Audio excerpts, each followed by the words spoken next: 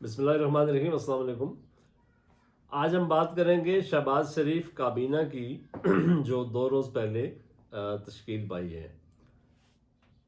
فی الوقت اس کی تعداد جو ہے وہ 19 ہے کابینہ کے ارکان کی، جس میں آگے چل کر اضافہ بھی ہو سکتا ہے۔ آپ جانتے ہیں کہ پی ڈی ایم کی 16 ماہ کی جو حکومت تھی اس میں کابینہ کے ارکان کوئی 80 کے قریب پہنچ گئے تھے، 75 یا 80، اور کارکردگی اس کی کیا رہی یہ سب کے سامنے ہے۔ بہرحال اس وقت صورتحال یہ تھی کہ ملک دیوالیہ ہونے کے قریب تھا اور ایک ایسی صورتحال درپیش تھی جسے سنبھالنا آسان نہیں تھا،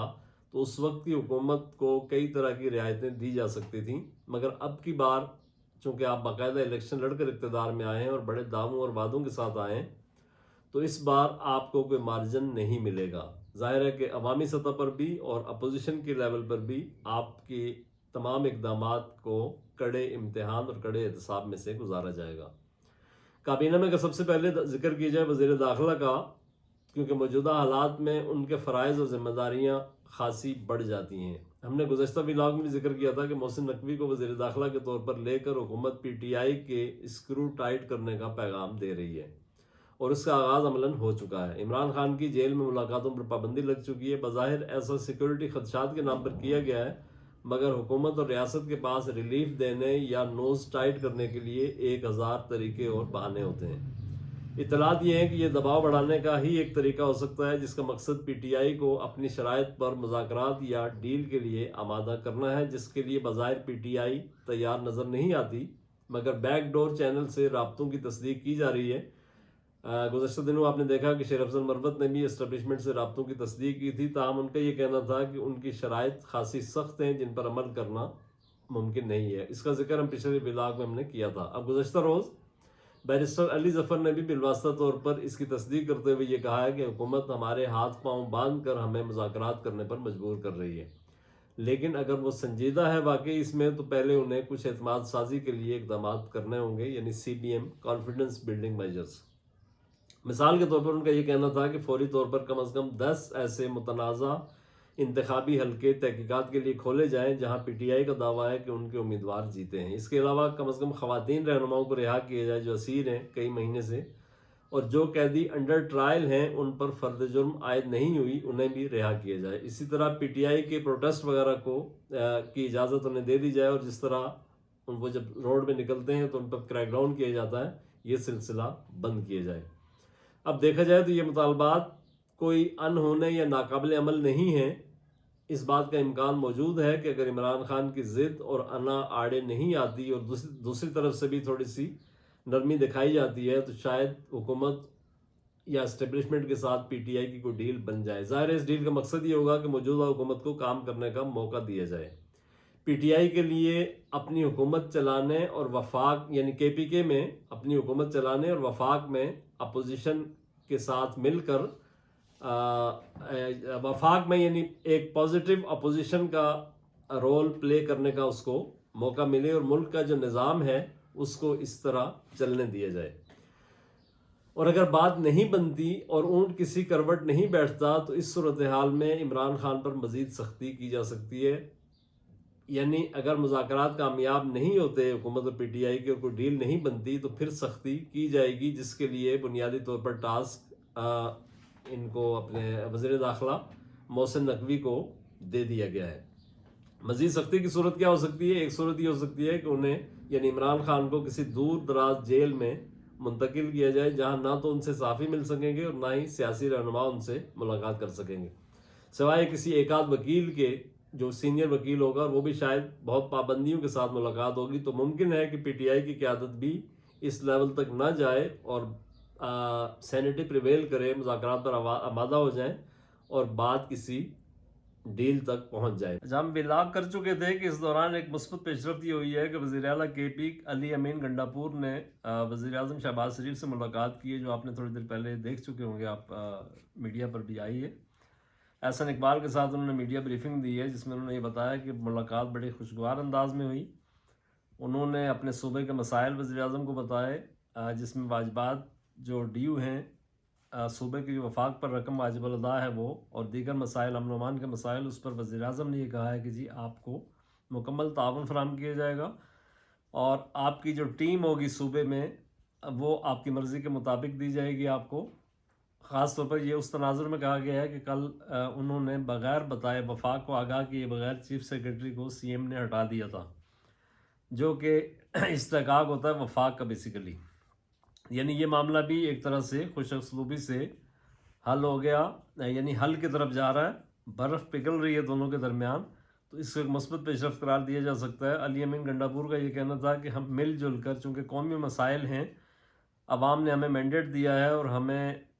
وہ لوگ ہم سے توقع رکھتے ہیں کہ ہم مسائل کو حل کریں، تو یہ ملک سب کا ہے.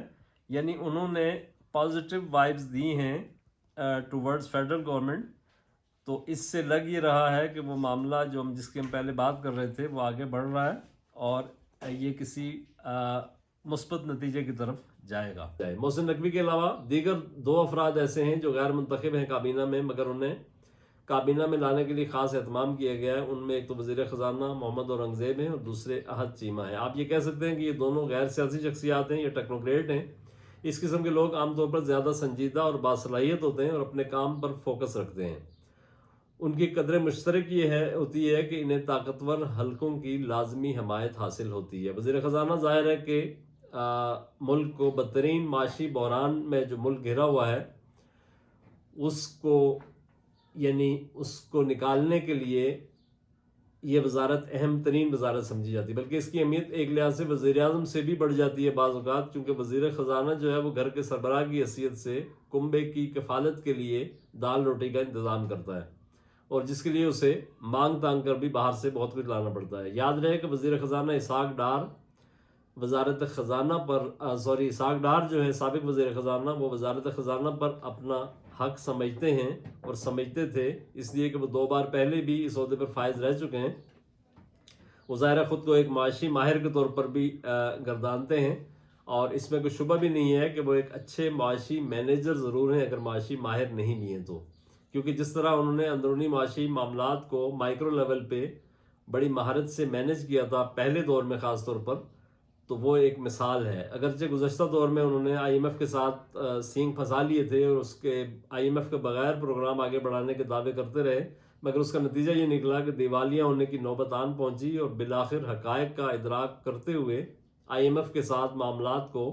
تیزی سے آگے بڑھایا گیا اور اسے ممکن بنانے کے لیے آرمی چیف اور وزیر اعظم کے لیول تک بھی سرگرمی دکھائی گئی. کہا ہی جاتا ہے کہ اس بار اسحاق ڈار کو وزیر خزانہ کے عہدے پر لانے میں رکاوٹ کا ایک اہم سبب یہ معاملہ بھی ہے، یعنی جو آئی ایم ایف کے ساتھ ان کی ڈیل نہیں بنی تھی. مگر اس کا ایک دوسرا پہلو یہ ہے کہ اسحاق ڈار لیگی قائد میاں نواز شریف کے قریبی رشتہ دار ہیں اور باعتماد ساتھی ہیں جو عملاً گزشتہ ادوار میں ڈپٹی پرائم منسٹر کی حیثیت سے بروئے کار آتے رہے ہیں. بلکہ بعض لوگ تو یہ کہتے ہیں کہ وہ ڈیفیکٹو پرائم منسٹر تھے کیونکہ نواز شریف ان کے مشورے کے بغیر کوئی بھی کام نہیں کرتے تھے. اب اگر وہ وزیر خزانہ بنتے تو اس بار بھی ان کی اہمیت اتنی نہ صحیح مگر بڑی حد تک برقرار رہتی. اگرچہ شہباز شریف کے ساتھ دیکھا جائے تو ان کا ورکنگ ریلیشن شپ بہت اچھا یا اسموتھ نہیں ہے، مگر بہرحال انہیں وزیر خارجہ بنا دیا گیا ہے جو بظاہر وزیر اعظم کے بعد دوسرا اہم ترین عہدہ ہے. مگر واقفان حال جانتے ہیں کہ پاکستان جیسے ملک میں کئی اہم اور پڑوسی ممالک کے ساتھ سیکیورٹی تعلقات پر خصوصی توجہ دینا ہوتی ہے، لہٰذا سویلین وزیر خارجہ کے کرنے کو کچھ بہت زیادہ ہوتا نہیں ہے، بلکہ وزارت خارجہ کے بیشتر معاملات جو ہیں وہ سیکیورٹی اسٹیبلشمنٹ ہی کو دیکھنا پڑتے ہیں. تو اس لحاظ سے یہ عہدہ اگرچہ بہت بڑا ہے مگر اسے ایک حد تک آپ نمائشی یا علامتی کہہ سکتے ہیں، بالکل اسی طرح جیسے وزیر دفاع خواجہ آصف یا پرویز خٹک یا ان کی جگہ کوئی اور بھی ہوتا تو ایک لگے بندے اور طے شدہ ضوابط اور خطوط پر ہی چلنا پڑتا ہے. کابینہ میں اگر یہ دیکھا جائے تو زیادہ تر باصلاحیت اور تجربہ کار لوگ شامل ہیں. کچھ کو یقیناً سیاسی مصلحتوں کے تحت بھی ایڈجسٹ کیا گیا ہے، کچھ اتحادی جماعتوں سے تعلق رکھتے ہیں جو گزشتہ پی ڈی ایم 1 حکومت میں بھی تھے. ٹیم کے کپتان چونکہ شہباز شریف ہیں تو ظاہر ہے کہ ان کی سہولت اور آسانی کو پیش نظر رکھا گیا ہوگا. احسن اقبال، رانا تنویر، امیر مقام، خواجہ آصف، یہ سارے لوگ وہ ہیں جو شہباز شریف سے قربت رکھتے ہیں. مگر دیکھا جائے تو نواز شریف کے معتمد ساتھیوں کی کابینہ میں قلت نظر آ رہی ہے، جسے میڈیا بھی نوٹ کر رہا ہے اور تجزیہ کار اس کی نشاندہی بھی کر رہے ہیں. اسحاق ڈار کی بات تو ہم نے کر لی، مگر ان کے علاوہ خواجہ سعد رفیق ہیں، رانا ثناء اللہ ہیں، خرم دستگیر ہیں، جاوید لطیف ہیں. یہ وہ لوگ ہیں جو پہلے مرحلے میں تو الیکشن میں آؤٹ ہو گئے اور دوسرے مرحلے میں انہیں کسی نہ کسی طرح انداز سے اگرچہ کابینہ میں ایڈجسٹ کیا جا سکتا تھا مگر یہ ایسا نہیں ہوا. یا ایسا نہیں کیا گیا، اس حوالے سے مختلف چمہ گوئیاں جاری ہیں۔ یہ بھی کہا جا رہا ہے کہ رانا ثناء اللہ اور خواجہ سعد رفیق کو کابینہ میں شمولیت کی پیشکش کی گئی تھی، مگر انہوں نے معذرت کر لی، بلکہ خواجہ سعد رفیق نے تو یہاں تک کہہ دیا تھا کہ حکومت نہ بنائی جائے، اور اس کا اظہار وہ آن ریکارڈ بھی کر چکے ہیں کہ حکومت جو ہے وہ پی ٹی آئی کے حوالے کی جائے، ان کو دعوت دی جائے کہ وہ حکومت بنائیں۔ یہی کچھ اسی طرح کی سوچ جو ہے وہ میاں جاوید لطیف کی بھی تھی۔ تو اس طرح تاثر یہ بنتا ہے کہ حالات کے جبر نے میاں نواز شریف کو ان کی ٹیم سمیت حکومت اور فیصلہ سازی کے عمل سے باہر کر دیا ہے، اور اگر کوئی دانہ کہیں کابینہ میں موجود ہے بھی اسحاق ڈار کی طرح تو وہ زیادہ مؤثر نہیں ہے۔ تو لے دے کر پنجاب حکومت میاں مریم نواز شریف کے پاس ہے، جسے حقیقی معنوں میں آپ کہہ سکتے ہیں کہ نواز شریف کی حکومت ہے یا ان کے زیر کنٹرول حکومت ہے، یعنی اس کی رہنمائی انہیں حاصل ہوگی۔ ادروائز وفاقی کابینہ میں اس طرح سے نواز شریف کی یا ان کے قریبی ساتھیوں کی موجودگی نہیں ہے۔ وہ جو کہتے ہیں نا کہ ہر چند کہیں کہ ہے نہیں ہے والا معاملہ ہے۔ بہت شکریہ۔